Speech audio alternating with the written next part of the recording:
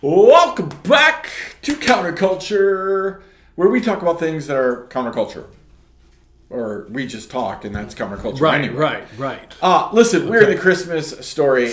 Most people know, if you listen to my sermons, I try really hard to give people the reality of Christmas, not what we've created. And that's not to say that other people don't. I tend to look at the Christmas story a little bit different than most people, right? And this year I've challenged people, and I've actually said to our church, I've said, listen, I'm praying that God wreaks havoc in your Christmas, right? And so a couple people came up to me after last week and they said, well, that explains a whole bunch. And I'm like, oh, really? And they started telling me stories like, yes.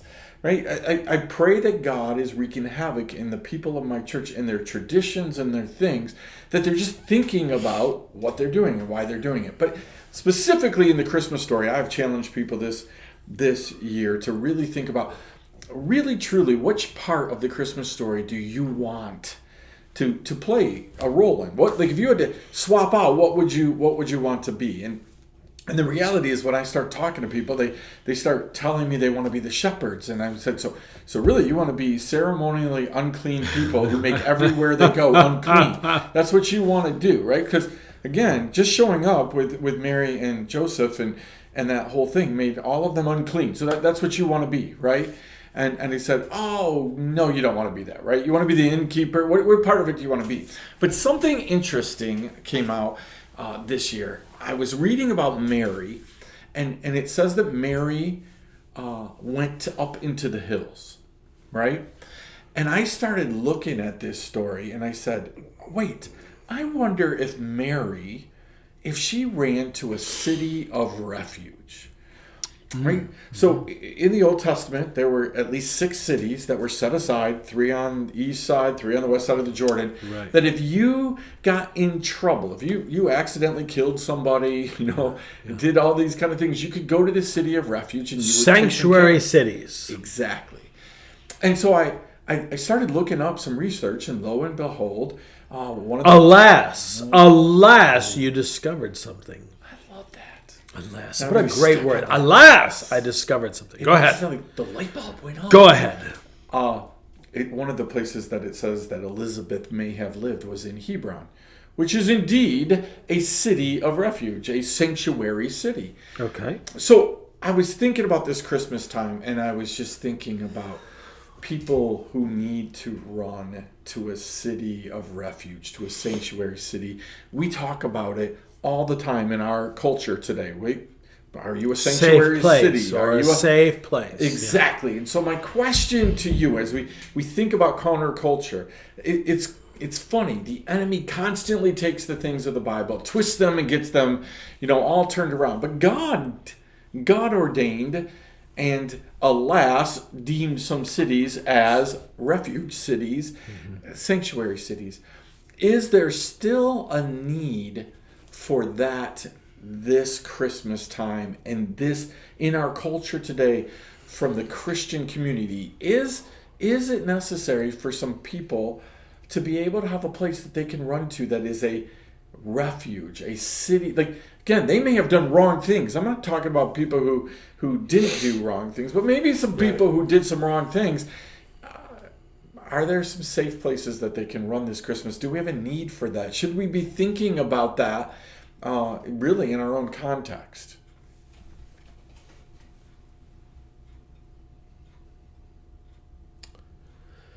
Yes. I don't know that they necessarily are cities. They are places. Amen. So let's clarify that. You're a pastor, so you know this. Pastors do not always have safe places to go. No, they do not. Very few. Very few. And very few. There's also sometimes very few people that they can go to who are safe places. Yes. I have been in situations with other pastors, and even in today's culture, I've experienced it myself and other pastors. I just don't know who I can trust. Yep. My political views may not be the same, but it gets to that. We can get into discussions on that. Theological views sometimes is, what do you mean you don't believe in this or that or the other thing? So So I think we have to define, and I think it's important, as we were to go back to the Old Testament, what was a refuge city? Yep. It was a place where you could go. They could not do anything to you. Yep. Yep. They couldn't just take you out and stone you without. It was a place for them to say, okay, let's sort this out. Exactly. Didn't mean that they weren't going to sort it out. Didn't mean you were off the hook. It meant they're going to get to the bottom of it. They're going to straighten out the mess. Yeah, exactly. And figure it out. And so before, it was a safe place for you to go so that you wouldn't get, a mob come after you, and we'll just take care of this right now. So the question I think maybe that we need to ask, if it isn't sanctuary cities or refuge cities of refuge, but places of refuge. Which, by the way, is what Mary did, right? She went to Elizabeth. Who kind of understood what was going on. Yep. Which also, now let's think about this. My mind just went to a theological or a spiritual perspective. Sometimes there are some people it is not safe to talk theology with. Exactly. As you and I have talked about there. So 2 + 2 = 4. That's all there is to it. Don't ask me to change my theology because I like it. Well, and then there's some of us that we need to. James Fowler talked about that in Stages of Faith. Yep. Many people stop, as I call it, at 2 + 2 = 4, and then when they bump into, wait a minute, there's something wrong here with the math. I'm not sure what to do. Well, I'm going to just resort to the 2 + 2 = 4, no matter what.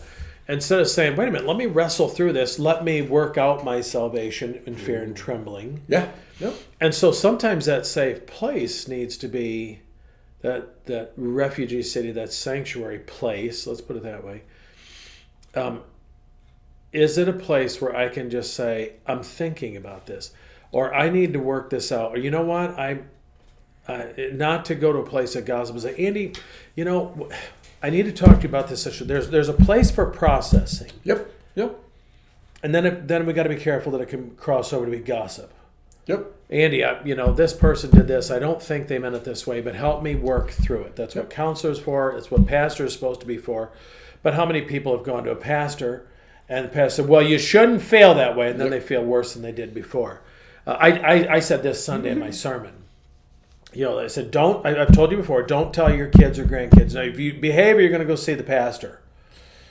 Yep. I said, I don't want kids to be afraid to come see their pastor when they need to see the pastor. But I said, you know what? This one hit me. I said, but for some of you adults, maybe you need to go see the pastor. And they were quiet, and a couple of them laughed. They got what I'm saying.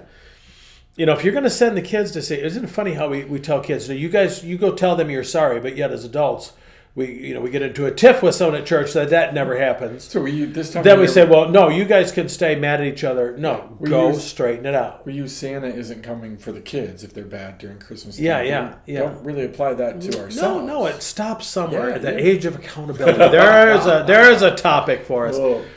So I think the point is, I think that the important thing for us is we may not always know. Let's go back to your context of the refugee cities of refuge. Mm-hmm. It might have been for murder or stealing or whatever the case was. You and I are not saying that, okay, go to your pastor or to your church and you'll avoid arrest or anything like that. We don't have that kind of power. Nor should we. I don't want that kind of power. But can we be a place that when you're going through a bad time, hopefully your pastor, hopefully your church is safe enough that you know what, I know I've messed up, but I just need, there's a reason we call it the sanctuary. They call them worship centers now sometimes, but it's supposed to be a place that we can go to meet with God and experience some, at least for a momentary peace. Yes. To say, okay, here's where I'm at. To be able to go to God and say, I messed up, which we don't have to go to the sanctuary to do that. We mess up, we should just take care of it. My friend Marion Battle says, when you mess up, fess up, just take care of it. So I in regards to that, I think, Mary she went to Elizabeth. She was a safe place to land. and to have that we can go theologically. Can I, we're Drash Ministries down here. It's supposed to be not trash ministry. It's supposed to be Drash ministry. But sometimes we get talking theology, and it can turn into a trash session if we're not careful. Instead of saying, how interesting, here's my position. And we do not do that well in our culture. That's something my wife and I have tried to teach people, couples dealing with marriage issues. Learning to listen. This is my position. This is my position. This is my position. Acknowledge your position. Learning to help people say, okay, listen. Before you give something. In a marriage situation, and my wife and I have learned this, I need to talk to you, okay, about something. Is it about me? No, but I need to just process something. Okay, do you need me to listen just to listen so you can get it out, or do you need me listen for a solution? Because as men, we have a tendency to want to fix it, right? Okay, I will tell you sometimes that goes the other way too. Sometimes my wife wants to fix it, and that's okay. It's because you care about the person. It helps me as a husband if she says, I just need you to sit here and listen. I need a sounding board. Okay, I can do that. I don't have to really think about a solution. I got enough other problems I'm trying to solve. But if she says, I'd like your opinion on it. Okay, now that changes the way I'm going to listen. But I need to be that safe place, that place of refuge that at the end of the day, and this is in ministry, but it should be in marriages. Imagine how marriages would change if we were a safe place. I saw this Instagram clip the other day. I think it was from The Bachelor or something. She's crying and boo-hooing. And he goes, you never pay it. You always interrupt me and stuff. And she starts boo-hooing all the more. And then he tries talking to her. She's boo-hooing all the more. And she I can't do this. He goes, there you go. You just interrupted me. It's like you totally miss it. So to be that place of refuge, to be Elizabeth's. Merry Christmas, M-A-Y-R, but how about Elizabeth Christmas? What if we had an Elizabeth Christmas where we were a safe place?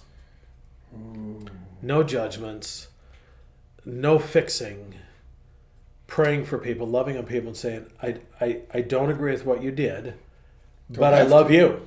But I love you, This is a refuge, not for what you did. Right. But for you. Yes. Right. That makes it, I like that, an Elizabeth Christmas. An Elizabeth Christmas. Fantastic. Guess what we're preaching Sunday? An Elizabeth Christmas. Right there. Got it. Hey, you preach it as well. Think about it. Pastor Mark's giving you a whole bunch of stuff right there to think about. Is your home, are you a Elizabeth refuge for somebody this Christmas? Amen. That's a what a gift. What a gift to someone. I love it. We'll see you next time. Grace and peace. Counterculture.